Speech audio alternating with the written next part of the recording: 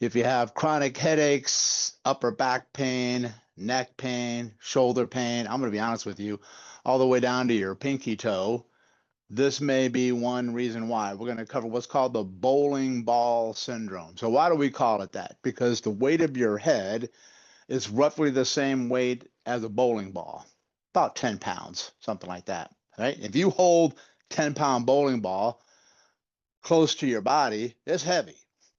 But if you bring it far away from your body, it gets heavier. That's just physics. And then it's pulling you forward like this. And it takes a lot more effort to hold that out there. Well, that's what happens with your head. So let's look at how heavy is your head. Okay. So if you keep your head more centered over your torso, like in this first box, you can see the weight of the head goes more straight down in midline of the body, and it's roughly about 12 pounds, somewhere in there. But this relentless thing called gravity doesn't take a break. So if you bring your head just 2 inches forward, that's not a lot. Imagine what you're doing with your phone, okay? That's going to jump up to 32 pounds. And what you'll see is that the distribution of that force, of that arrow coming down, is going to hit you in a different spot. So you see how it's slowly moving backwards that way because your head is moving forward relative to your torso. Then, if you come out here all the way to the end and you're 3 inches forward, that's not a lot. That's about that. Then it's 42 pounds. That's like a super duper lot. Now, I want you to think about the force here. So look where this is concentrating. It's hitting right here at the upper back. That's at that cervical 7. You have 7 bones in your cervical spine. You have 12 in your thoracic spine. That's going to hit you right at the sweet spot of cervical 7, T1, T2. And that's where everybody gets this big giant hump called a dowager's hump. And this is the posture that people get into. Rounded shoulders, you get really tight in your pectorals. And look what sits in here. Lungs sit here and lots of blood flow going up to this thing called your brain and down from it. And then everything gets choked off. Now look what happens to the neck. In the front of the neck, everything gets longer. Okay, so it elongates. And in the back, everything gets what? Shorter. So then everything in the back here gets tight. And this is the person that says, man, can you rub like the back of my traps up here? And you always want to have somebody do something to the back of the head here. But meanwhile, after that, they go back to what? This thing. And then guess what comes back? Well, pain, symptoms, right? So look at this. For every inch of forward head posture, it can increase the weight of the head on the body by an additional 10 pounds. Okay. Over time, that's going to break you down. So what in the world can you do about it? Well, let's go over a couple things. The most important thing right now is just the awareness that this is a thing, because you can't change something and you can't control something until you become aware of it. So now just try to pay more attention to your posture. But let me give you a couple things.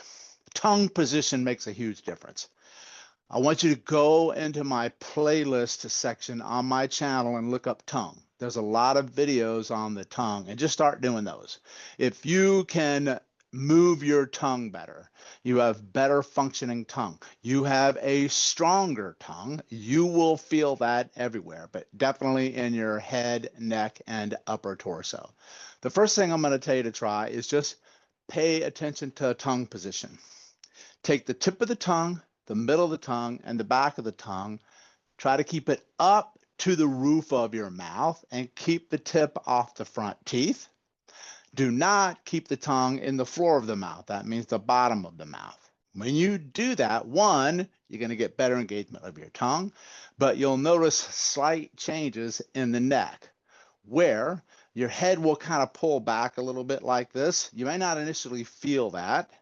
So you will open up this back side that's really tight, and you'll shorten this front side, which is longer and usually weaker. You'll open up your airway here to get better breathing into your lungs and into your diaphragm, and you'll start to feel like you're walking taller, moving easier, moving more efficiently. And that's a bam, check the wind box right there. And the other one is to just try to open up the space in the back and close down the space in the front. So if I turn around here, I've got this bone in the back of my head. If you feel the back of your head here, there's a big knob right there. And then you have this part of your upper back. That's that C7, T1 that I told you about. Imagine that there's a line drawn between these two. And if I pull my head back, that line gets longer. Can you see that? If I'm pulling my head back, see how they get longer? And then if this is the bottom part in the front, and this is the top part in the front, if I go like this, if I pull back, you see how this gets shorter. And then watch what happens to my torso. Okay? Automatically feel, but now you don't have to go super exaggerated. It may feel that way for you in the beginning because you're so used to hanging out here into the place that we don't want to be. Okay, so just doing that will actually open up this space in the back, take tension off the back of the skull, get better fascial tension and holding in the front.